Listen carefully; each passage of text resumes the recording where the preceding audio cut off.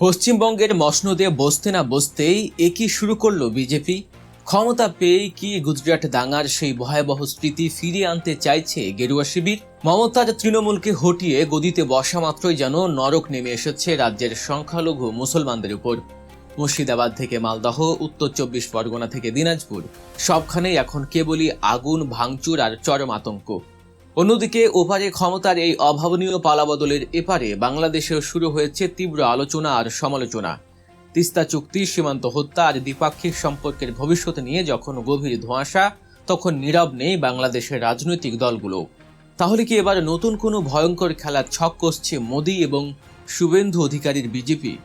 শুভেন্দু অধিকারী ভোটের আগে বড় বড় বুলি আওড়েছিলেন, বুক ফুলিয়ে বলেছিলেন তারা ক্ষমতায় এলে নাকি রাজ্যে রাম রাজত্ব কায়েম হবে, দুর্নীতি দূর হবে, সোনার বাংলা গড়া হবে।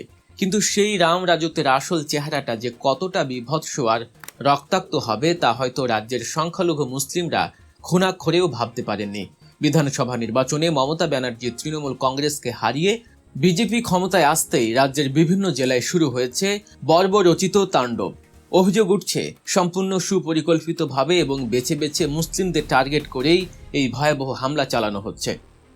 রাজ্যের বিভিন্ন প্রান্ত থেকে মসজিদ, সংখ্যালঘুদের দোকানপাট আর বাড়িঘরে হামলার খবর আসছে প্রতিনিয়ত। সোশ্যাল মিডিয়ায় চোখ রাখলে দেখা যাচ্ছে আতকে ওঠার মতো সব দৃশ্য। ছড়িয়ে পড়া ভিডিওগুলোতে স্পষ্ট দেখা যাচ্ছে কিভাবে উস্কানিমূলক স্লোগান দিয়ে হাতে লাঠি সোঁটা আর ধারালো অস্ত্র নিয়ে সংখ্যালঘুদের উপর চড়াও হচ্ছে গেরুয়া শিবিরের উগ্রবাদী কর্মীরা। চোখের সামনে পুড়ছে মুসলিমদের ব্যবসা প্রতিষ্ঠান, ভাঙচুর করা হচ্ছে তাদের মাথা গোজার ঠাঁই। আর এই পুরো সময়টাতে পুলিশ এবং কেন্দ্রীয় বাহিনীর ভূমিকা নিয়ে উঠছে বড়সড় প্রশ্ন। তারা যেন নীরব দর্শক। আপনাদের কি 2002 সালের গুজরাট দাঙ্গার কথা মনে আছে? সে সময় হাজার হাজার নিরীহ মুসলিমকে যেভাবে নৃশংসভাবে হত্যা করা হয়েছিল, জীবন্ত পুড়িয়ে মারা হয়েছিল, নরেন্দ্র মোদীর সেই আমলের ভয়াবহ স্মৃতি যেন আজ আবার ফিরে আসছে পশ্চিমবঙ্গের মাটিতে। নির্বাচন ফলাফল প্রকাশের পর থেকেই মুর্শিদাবাদ, মালদহ, উত্তর দিনাজপুর এবং উত্তর 24 পরগনার মতো মুসলিম অধ্যুষিত জেলাগুলোতে চরম উত্তেজনা বিরাজ করছে। শুধু গ্রামগঞ্জে নয়, কলকাতা, আসানসোল, হাওড়ার মতো বড় বড় শহরগুলোতেও ছড়িয়ে পড়েছে এই রাজনৈতিক ও সাম্প্রদায়িক সহিংসতা। বিরোধী শিবিরের উপর হামলার পাশাপাশি মুসলিম অধ্যুষিত এলাকাগুলোতে রীতিমতো ত্রাস সৃষ্টি করা হচ্ছে। সাধারণ মানুষের মনে আজ একটাই প্রশ্ন, এটাই কি বিজেপির প্রতিশ্রুত আচ্ছে দিন? শুভেন্দু অধিকারীর জয় কি তবে বাংলার ঐতিহ্যবাহী সম্প্রীতির কফিনে শেষ পেরেকটি ঠুকে দেয়া হলো?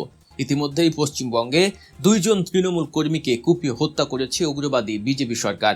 পশ্চিমবঙ্গের এই ভয়াবহ পরিস্থিতি মুসলমানদের উপর নির্যাতন ও বাংলাদেশ ভারত সম্পর্কের এই জটিল সমীকরণের আরও গভীরে যাওয়ার আগে অবশ্যই আমাদের চ্যানেলটি সাবস্ক্রাইব করুন এবং পাশে থাকা বেল আইকনে ক্লিক করে রাখুন। এবার একটু নজর দেওয়া যাক সীমান্তের ওপারের এই পালাবদলে এপারের বাংলাদেশে ঠিক কী ধরনের প্রভাব পড়ছে সেদিকে। মমতা ব্যানার্জির বিদায় এবং কট্টর হিন্দুত্ববাদী দল বিজেপির এই উত্থান বাংলাদেশের রাজনীতিতেও এক নতুন এবং গভীর আলোচনার জন্ম দিয়েছে। দুই দেশের দীর্ঘ সীমান্ত এবং ঐতিহাসিক সম্পর্কের প্রেক্ষাপটে এই রাজনৈতিক পালাবদল মোটেও সাধারণ কোনো ঘটনা নয়। বিশেষ করে তিস্তা নদীর পানি বন্টন চুক্তি, সীমান্তে বিএসএফের নির্বিচার গুলি ও হত্যা এবং এনআরসি ও সিএএ এর মতো স্পর্শকাতর ইস্যুগুলো নতুন করে বাংলাদেশের মানুষের সামনে উদ্বেগের কারণ হয়ে দাঁড়িয়েছে। নির্বাচনের আগে ভারতীয় নেতাদের, বিশেষ করে বিজেপি নেতাদের করা চরম বিদ্বেষপূর্ণ এবং বাংলাদেশ বিরোধী মন্তব্যগুলো এখন বুমেরাং হয়ে সামনে আসছে। বাংলাদেশের জাতীয় নাগরিক পার্টি বা এনসিপির মুখপাত্র আসিফ মাহমুদ যেমনটা স্পষ্ট করেই বলেছেন, পশ্চিমবঙ্গের এই রাজনৈতিক পট পরিবর্তন সরাসরি হয়তো বাংলাদেশের অভ্যন্তরীণ রাজনীতিতে বিশাল কোনো প্রভাব ফেলবে না, কিন্তু নির্বাচনের আগে ভারতীয় নেতাদের করা বাংলাদেশ ও মুসলিম বিরোধী মন্তব্যগুলো অবশ্যই চরম উদ্বেগের। এ ধরনের উস্কানিমূলক কথা দুই দেশের সুসম্পর্কের জন্য মোটেও ইতিবাচক নয়। অন্যদিকে বাংলাদেশ জামায়াত ইসলামীর সেক্রেটারি জেনারেল মিয়া গোলাম পরোয়ার তো সরাসরি ভারতের বর্তমান কথিত ধর্মনিরপেক্ষতা নিয়েই বড় ধরনের প্রশ্ন তুলেছেন। তিনি অত্যন্ত কড়া ভাষায় বলেছেন, ভারতের এই উগ্র হিন্দুত্ববাদী আদর্শ এবং সাম্প্রদায়িক রাজনীতি আজ তাদের নিজেদের ঘোষিত ধর্মনিরপেক্ষতাকে চরম হুমকির মুখে ফেলেছে। পশ্চিমবঙ্গের মুসলিম সহ অন্যান্য সংখ্যালঘুদের উপর যে বর্বরচিত নিগ্রহ ও নির্যাতন চলছে তা যদি অবিলম্বে বন্ধ না হয় তবে প্রতিবেশী হিসেবে বাংলাদেশও নিরাপদ বোধ করবে না।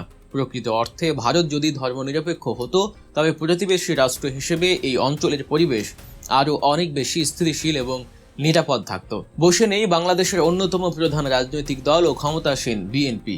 দলের সিনিয়র যুগ্ম মহাসচিব রুহুল কবির রিজভী এই পরিবর্তনকে ভারতের অভ্যন্তরীণ গণতান্ত্রিক প্রক্রিয়া হিসেবে দেখলেও তিনি কড়া ভাষায় মনে করিয়ে দিয়েছেন যে ক্ষমতায় যেই আসুক না কেন পারস্পরিক ন্যায্যতার ভিত্তিতেই সম্পর্ক এগিয়ে নিতে হবে। জনগণের ভোটের মাধ্যমে ক্ষমতার বদল হলেও প্রতিবেশী হিসেবে বাংলাদেশের স্বার্থ কোনোভাবেই ক্ষুণ্ণ করা চলবে না। আর বাংলাদেশ সরকারের পক্ষ থেকে পররাষ্ট্র প্রতিমন্ত্রী শামা ওবায়দও অত্যন্ত স্পষ্ট এবং কূটনৈতিক বার্তা দিয়েছেন। তিনি জানিয়েছেন, পশ্চিমবঙ্গে যে দল বা যে সরকারই আসুক না কেন বাংলাদেশের দ্বিপাক্ষিক স্বার্থ এবং অমীমাংসিত ইস্যুগুলো নিয়ে কাজ করার যে ধারাবাহিকতা তা অব্যাহত থাকবে। সরকার পরিবর্তনের চেয়েও বড় কথা হলো তিস্তা সহ অন্যান্য অমীমাংসিত ইস্যুগুলো কিভাবে দ্রুত সমাধান করা যায় সেটাই এখন মূল দেখার বিষয়। আসলে পুরো বিষয়টা বিশ্লেষণ করলে একটা চরম সত্য খুব পরিষ্কারভাবে ফুটে ওঠে। বিজেপি বা শুভেন্দু অধিকারীরা মুখে যতই সবকা সাথ সবকা বিকাশ এর জিকির তুলুক না কেন, তাদের আসল রাজনৈতিক পুঁজি যে সাম্প্রদায়িক বিভাজন এবং মুসলিম বিদ্বেষ তা আজ পশ্চিমবঙ্গের মাটিতে দিনের আলোর মতো সত্য হয়ে দেখা দিয়েছে।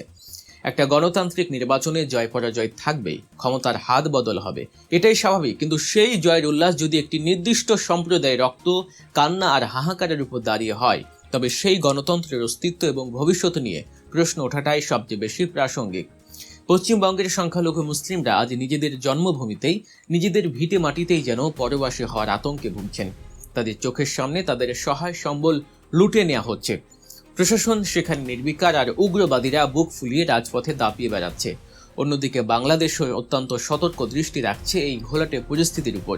কারণ একটা কথা প্রচলিত আছে, ওপারে আগুন লাগলে তারা আঁচ এপারেও লাগতে বাধ্য।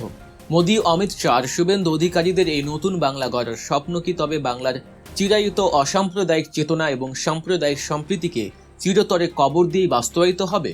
শুভেন্দু অধিকারীরা কি ক্ষমতার লোভে বাংলার এই ক্ষত বিক্ষত বিভক্ত রূপটাই দেখাতে চেয়েছিলেন? সময় হয়তো এর উত্তর দেবে।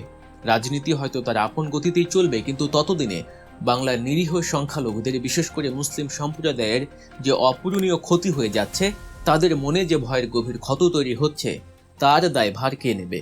ইতিহাস কি এই উগ্র সাম্প্রদায়িক আগ্রাসনকে ক্ষমা করবে? এই পুরো ঘটনা প্রবাহ এবং পশ্চিমবঙ্গের বর্তমান এই শ্বাসরুদ্ধকর পরিস্থিতি নিয়ে আপনার নিজস্ব মতামত কি? পশ্চিমবঙ্গের এই আগুন কি দ্রুত নিভবে, নাকি বাংলাদেশ ভারত সম্পর্কের উপর এর একটি দীর্ঘমেয়াদী নেতিবাচক প্রভাব পড়তে যাচ্ছে? আপনার মূল্যবান মতামত অবশ্যই আমাদের কমেন্ট বক্সে লিখে জানান। আমরা আপনাদের প্রতিটি মন্তব্য গুরুত্বের সাথে পড়ি। রাজনীতির ভেতরের খবর, আন্তর্জাতিক কূটনীতির বিশ্লেষণ এবং এমন আরও সাহসী ও তথ্যবহুল ভিডিও নিয়মিত পেতে গল্প নিউজ চ্যানেলটি সাবস্ক্রাইব করতে একদমই ভুলবেন না। ভিডিওটি ভালো লাগলে লাইক দিন ও শেয়ার করে অন্যদেরও জানার সুযোগ করে দিন। দেখা হচ্ছে পরবর্তী ভিডিওতে। আল্লাহ হাফেজ।